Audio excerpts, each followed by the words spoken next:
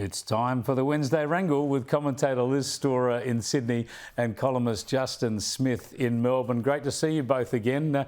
Albo's back. He's done a bit of travel since he became Prime Minister. He's been around the globe. This Europe trip was a ripper for him. Of course, he's meeting a lot of world leaders at the NATO summit and did the right thing while he was there and went in to meet Vladimir Zelensky in Kiev.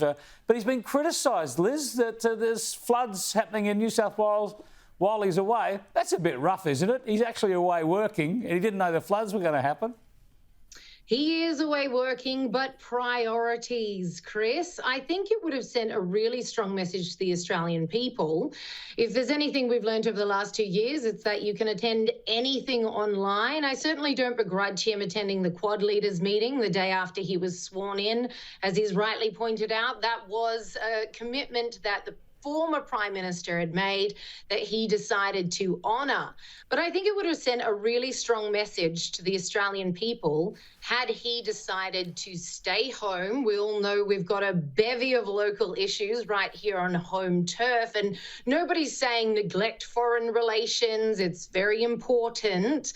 But I think it would have sent a really strong message to us here at home that his priorities were Australia first. So I don't begrudge the people who are giving him a ribbing about this. As we saw in the media today, he will have spent longer overseas now in his short 6-week term so far than John Howard did in his first... Well, he has. In his first year, John Howard had not spent this much time overseas. And with things the way that they are here in Australia, it's not just the floods. We've got quite a lot of local issues. I think it would have been far better optics for him to have stayed put and put Australia first. There's more to come because he's got to duck over to Fiji for the Pacific Island Forum. Not so glamorous, but another pretty important little trip. Before I come to you, Justin, I just want to show what Angus Taylor, the Shadow Treasurer, had to say about this. It was flooding for 48 hours and he's only just picked up the phone to Dominic Perrottet to ask if he needs a hand. So there's 30,000 people who have been told to evacuate their homes, but the PM's more concerned about his reputation on the global stage than making a call like that and making sure people in New South Wales have a place to sleep.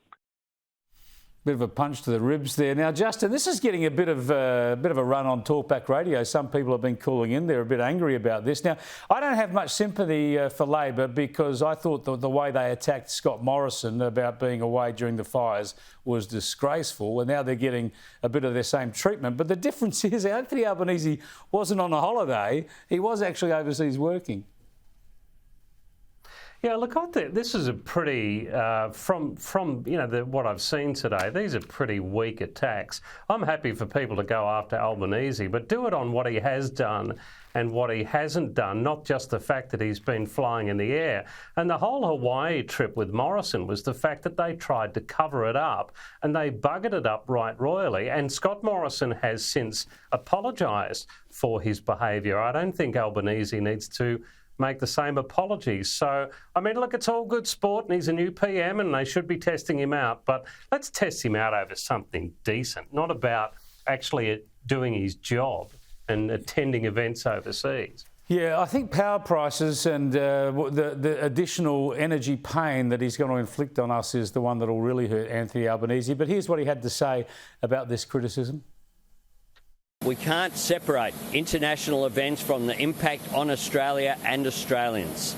And for those people might like to say which of the events that I've attended on behalf of Australia that I shouldn't have attended. I have not had a day off for a very long period of time.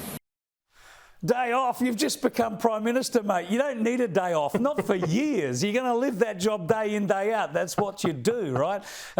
Give me a break. Day off. He wants to be the Joe Biden Prime Minister, does he? Just sleep in the basement most of the time. I'm going to give Liz the first shot at this as well. I want to show you what Anthony Albanese said back when he was opposition leader, wanting the job and having a go at Scott Morrison about being away and about being at these events when there's trouble happening. Have a look. If I'm Prime Minister, I won't go missing when the going gets tough or pose for photos and then disappear when there's a job to be done. I'll show up, I'll step up, and I'll work every day to bring our country together.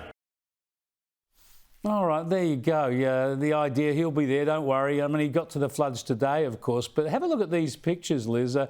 And when he's talking about attacking Scott Morrison as being the sort of PR stunt, it's always about a photo opportunity, remember? Well, look at this. This is Anthony Albanese's own sort of social media feed. And he's showing everybody, here I am meeting the pilot, about to get on the chopper. You know, we're going to go look at some floods today. What do you make of this, Liz? It's all very different when you actually get the job, isn't it, Chris? I mean, there is. You can't mistake the tad of hypocrisy here. Yes, he's been busy. Yes, he's doing his job. I don't think anyone's arguing that. What is being seen here, I think, is a very, it's revealing in terms of his priorities. Why hasn't he flown home? Why did it take him that long even to pick up the phone to Perrottet here in New South Wales? We've got major flooding going on. People are losing their homes and all sorts. And here's this guy gallivanting around the world. Like I say, bad optics. And I think it would have sent a much better message to the people of Australia if he decided to stay put. They all love, but with the chopper stuff on social media, just, I mean, and honestly, do the thing, do the inspection. The media will film it. We don't need you to be promoting the fact that you're jumping on a chopper, really, on your Twitter handle. It's beneath. Yeah, I agree. But he's a politician. What are you going to do? Like Morrison was a politician, like they're all politicians, and that's just what they're going to do. Yeah, I agree. Just get on with the goddamn job. The media will film what they want to film, but unfortunately, that's the kind of social media world. Exactly. However, I will say this though: if Albanese is going to cop rubbish press about being overseas doing his job, then maybe he actually needs to do these kind of things to get some decent coverage. So. Yeah. It's all about. Let's see what he does do and what he doesn't do. It's all about desperately trying to make up for it. It's this social media world. You see, it's people having to do their own social media accounts of what they're doing while they're at their job and telling everyone about it. So I'm going to do it too. Here we go. We're chatting away on TV. Better post it to Instagram. Always smile. Right. I think what Anthony Albanese's got to do is try and put some money in and fast-track the raising of the Warragamba Dam wall rather than pretending that his climate policies are going to somehow stop floods and bushfires in the future. But we'll save that debate for another day. Let's have a look at Nick Kyrgios, who is in the quarterfinal at Wimbledon tonight. Let's recap some of his arrogant, oafish behaviour yesterday. We all know the Wimbledon dress code rules are very strict. Yep. Why then would you walk onto centre court with bright red trainers on and do an interview in a red cap? Because I do what I want. But there are rules specifically against that. The referee, I don't want to spoil the surprise, but the referees are going to be speaking to you about it. That's okay. Afterwards, and that's okay. I'll wear some triple whites tomorrow. Nick's just moaned about the controversy that surrounds him. I haven't moaned. I love But it. you've laughed it off, so that's all part of it, isn't it? Well, yeah, it's more attention for me. What's that saying? Any publicity is good publicity, right? Nick Kyrgios there. Now, let's not talk about the charges that he's facing back in Australia when he gets here. Let's leave that to the courts. But, Justin, with this sort of behaviour, are you going to be barracking for him tonight or hoping he loses? No, I hope he loses. And it's a damn shame because he's exciting. He's an exciting player, and even his demeanour when he's on the court can be terrific. He's a good sportsman, a little bit like the Shane Warnes, He's really, you feel like something's happening, but not this garbage we're looking at here on the screen. And I mean, and him talking to the press like that, I mean, we've got a word for people like that in Australia, and it begins with W and rhymes with banker. And I'm just sick of the guy, to be frank. I wish we could just get someone on there in playing male tennis that we could cheer for and feel proud of, and he ain't it. Yeah, he needs a bit of the Ash Barty between the ears, I think. Liz, I don't know how much you like your tennis, but this guy can really play the game. He just behaves like an oaf too often, though. I absolutely love tennis. This is one of the sports that I truly do follow. And look, he is a brat. He's always been brattish. This is nothing new. Unfortunately, he's chosen Wimbledon to take it to a whole nother level. But I would never wish, as Justin has just done, that he would lose, because his skill set is an entirely different thing. Lose. And in that regard, He's absolutely brilliant, and he's got this diva streak to him that means for him he can flout all the rules and wear the red cap and the red sneakers, and I don't care, it gets me press.